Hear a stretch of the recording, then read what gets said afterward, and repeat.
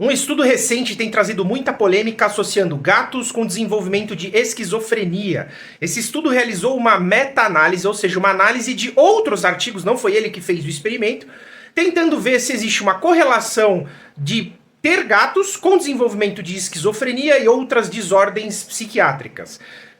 Curta, compartilhe, comente esse vídeo, fique até o final que eu vou explicar o que aconteceu, o que esse artigo acaba trazendo, se isso é real ou se isso não é real, quais são as baboseiras que acabam sendo propagadas com esse tipo de notícia, às vezes alarmista. O estudo original é esse aqui em cima que eu estou mostrando para vocês. Na chamada principal do título ele já coloca gatos e esquizofrenia. A discussão central é que você ter gatos aumenta a probabilidade do desenvolvimento de toxoplasmose e com isso levaria a um aumento da probabilidade da ocorrência de esquizofrenia, embora eles não tenham também correlacionado com outras desordens devido à grande variedade de desordens psiquiátricas que nós temos elencadas. Então, qual que é o problema aqui? Primeiro, risco indica uma probabilidade. Segundo ponto importante, eles ligam a imagem do gato com toxoplasmose e com o risco de desenvolver a toxoplasmose tendo contato com o gato. E existe uma falha muito grande trazendo essa associação direta entre gato e toxoplasmose. Depois, toxoplasmose e esquizofrenia gera outra discussão muito mais ampla. Mas vamos por partes. Primeiro ponto importante que eu quero trazer é o risco do uso da estatística de forma enviesada para interpretação.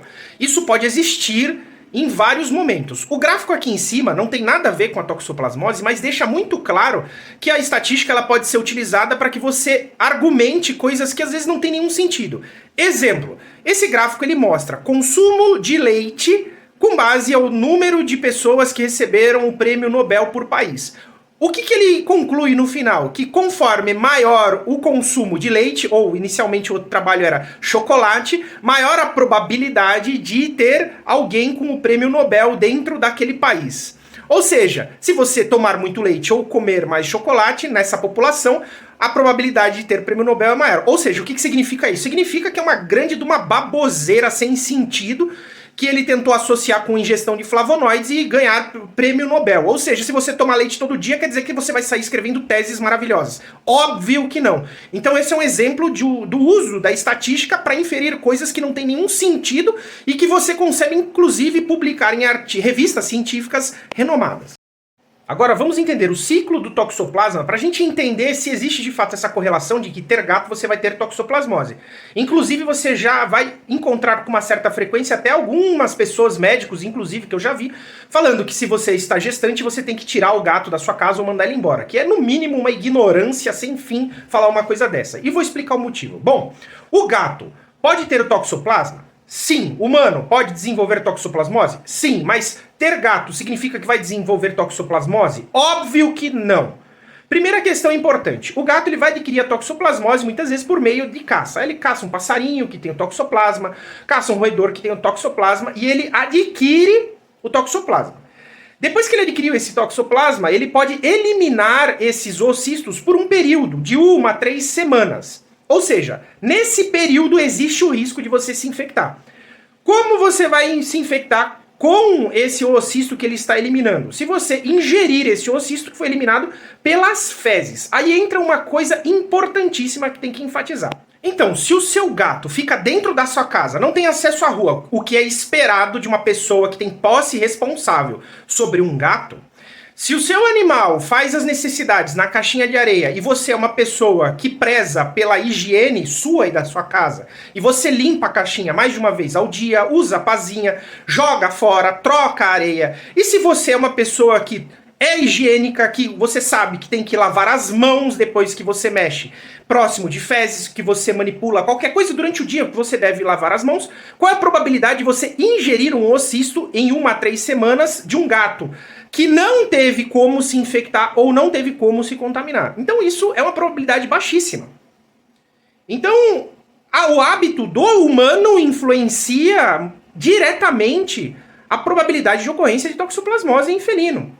Se o seu gato fica restrito à sua casa, não tem como ele caçar. Se você é uma pessoa que tem higiene, como que vai acontecer a eliminação do oocisto se não tem como ele se infectar? Essa é uma questão importante. Mesmo se ele eliminar o oocisto, aí entra a questão de higiene. Você precisa comer aquilo que está nas fezes. E aí entra a outra forma de infecção que a gente tem que discutir, que não tem relação com gato.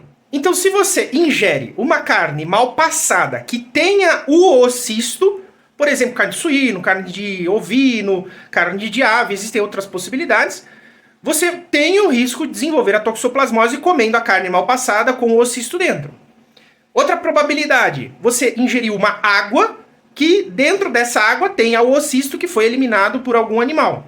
Outra possibilidade, você ingeriu uma fruta, você ingeriu uma verdura que não foi higienizada, que não foi lavada. Você também pode desenvolver a toxoplasmose. Mexeu na caixinha do gato que está eliminando, no período de eliminação do oocisto. Levou a boca sem higiene, pode desenvolver a toxoplasmose. Ou seja, peça central na prevenção, primeiro ponto é higiene. Lavar as mãos, lavar os alimentos. Segundo ponto, preparo de alimento, cozimento, fritura. Garantir que você vai fazer o preparo adequado daquilo antes de você comer. Ou seja, de tudo, o gato é um ponto que tem uma janela pequena que corre o risco de você se infectar desde que você não cuide da forma adequada do seu gato. Caso contrário, a probabilidade é baixa. Riscos podem existir em vários momentos. Ou seja, uma pessoa que nunca teve contato com gato, que não tem gato, pode desenvolver toxoplasmose por via alimentar, por problemas de hábitos de higiene. Qual a procedência do alimento? Qual é a higiene daquele alimento? Ou seja, se o artigo científico focasse em verificar o que as pessoas comem, qual a procedência do que elas comem, como é feita a higiene do alimento, como elas fazem a higiene dela, como as pessoas criam os animais que elas mantêm em contato na casa delas, que deita no sofá, deita na cama, talvez o título fosse outro. Talvez o título fosse falta de higiene de hortaliças aumenta o risco de desenvolvimento de toxoplasmose. A ingestão de carne mal passada de procedência duvidosa aumenta a probabilidade de toxoplasmose. A ingestão de água não tratada aumenta a probabilidade do desenvolvimento de toxoplasmose. Então poderiam ser diversos títulos. Então, o problema central, muitas vezes, não é o gato. Então, a correlação da toxoplasmose sempre com a figura do gato é algo que só contribui para maus tratos, para demonizar e para desinformar muitas pessoas.